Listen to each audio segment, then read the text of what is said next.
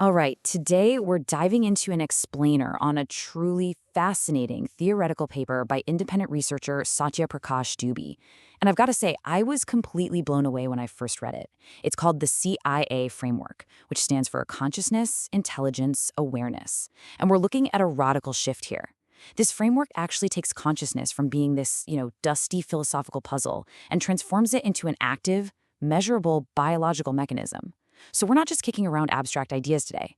We're talking about your actual biology. Now, what's really interesting about this fundamental question, why is there something it is like to feel pain, is that it plunges us directly into the core of what the philosopher David Chalmers famously called the hard problem of consciousness.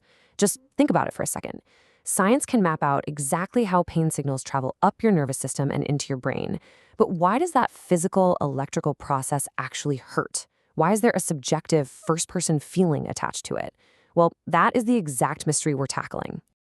Here's our roadmap for the explainer. We're going to define that hard problem, reframe the question, explore a mechanism called the intrinsic way, trace the actual mind-to-body pathways, and finally, look at some testable predictions.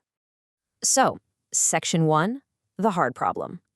The absolute best way to understand this is to look at the distinction between the easy problems and the hard problem. Cognitive science is incredibly good at the easy problems, right? Like explaining the mechanics of memory, or how we focus our attention or control our behavior. But traditional philosophy really struggles with the hard problem. I mean, why don't we just operate like highly complex robots completely in the dark, without any inner life at all? Why do physical brain processes actually generate a first-person feeling? For decades, the philosophy of mind has basically been stuck debating these same metaphysical suspects. You've got physicalism, saying, well, it's all just physical. Dualism, saying the mind is something totally non-physical and separate. Panpsychism, which suggests experience is literally just baked into all matter. And epiphenomenalism, which claims experience is just a passive byproduct of the brain. The problem here? Philosophers have argued about this for decades without reaching any real consensus, mostly because, well, you can't exactly put a soul in a test tube. But we really need to zoom in on that last one for a moment because it's absolutely vital to our explainer today. Epiphenomenalism is the view that consciousness is basically just a passive shadow cast by your neural activity. It's real to you, sure, but it's causally inert. It doesn't actually do anything. And the crucial point here is that if consciousness is just a passive shadow, then our deliberate conscious intent could never actually alter our measurable physical biology. Your mind would literally just be along for the ride. Which brings us right to Section 2, reframing the question.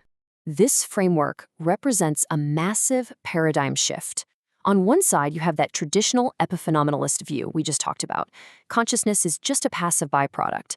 But the CA framework completely rejects this. It flips the script and treats intentional awareness as an active regulator.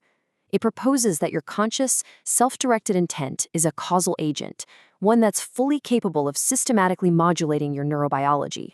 So here is the core philosophy in a nutshell.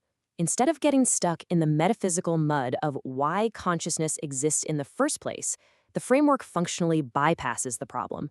It completely shifts the focus. It essentially says, hey, if we can't agree on what consciousness fundamentally is, let's instead map out what it actually does to the physical body.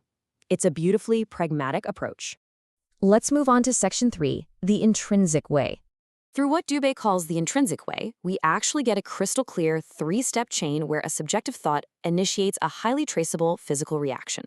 First up is conscious engagement. We all have these innate regulatory systems, right? But they're often totally dormant because we are chronically stressed out, stuck in a sympathetic state. Second, we have neuroplastic bridging. We use deliberate intent to shift our nervous system over to parasympathetic dominance, the rest and digest state. And third, the interaction. This is where the magic really happens. This is where subjective conscious focus translates directly into physical, measurable chemical cascades in the body. And the key tool in this neuroplastic bridging is what the paper terms the neuron regulation technique, or NRT. Now, this isn't just some passive relaxation exercise. It is an active, structured method. By using NRT, consciousness literally becomes the initiating variable of a biological cascade. You are deliberately using your mind to tell your nervous system to shift gears. Okay, Section 4, mind-to-body pathways. Let's look at the actual science here. The framework identifies two specific pathways to prove its point, starting with Pathway 1, Vagal cholinergic anti-inflammatory activation. Basically, the conscious input of NRT practice shifts your central nervous system, and the physical output is incredible. It triggers the vagus nerve to release acetylcholine. This physical chemical actually suppresses inflammatory signaling in the body, specifically lowering markers like IL-6 and TNF-alpha, all while enhancing your immune surveillance. So, deliberate intent literally translates to lowered inflammation. How wild is that? Then we have Pathway 2, which connects this conscious focus directly to our second brain, the enteric nervous system in our gut. The conscious input here is a top-down, intentional stabilization of the hypothalamus. And the physical output? It actively restores digestion. We are talking about measurable increases in stomach acid, optimized pancreatic enzymes, and even a favorable shift in your gut microbiome composition. This absolutely proves that subjective intent can functionally and physically change your gut health. And that brings us to Section 5, Testable Predictions. I absolutely love this analogy from the paper. Think about it. For generations, humans harnessed electricity to light up entire cities long before we fully understood quantum electrodynamics. The CIA framework proposes we do the exact same thing with consciousness. We really don't need to completely solve the metaphysical hard problem to operationalize consciousness as a measurable, functional tool right now. And here is exactly how we harness it scientifically. The author grounds this entire theory in falsifiable science, with very specific predictions. If consciousness truly is an active regulator, we should see measurable outcomes, right? Well, an altered autonomic state is totally visible in your heart rate variability and vagal tone indices. Anti-inflammatory signaling? That shows up clearly in blood tests for serum IL-6.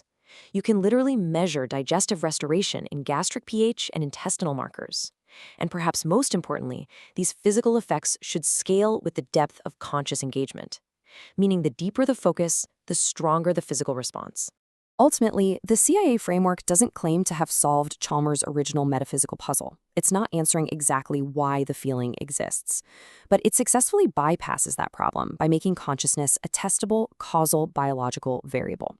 It shifts the burden away from philosophers arguing in armchairs and hands it over to scientists measuring what experience reliably causes in the human body. As we wrap up this explainer, I want to leave you with a really provocative thought. If intentional awareness isn't just a shadow, but a tangible tool that can literally lower inflammation and rewire our gut microbiome through these targeted pathways, consider the true limits of your own self-directed intent. I mean, what else is consciousness capable of if you just learn how to harness it?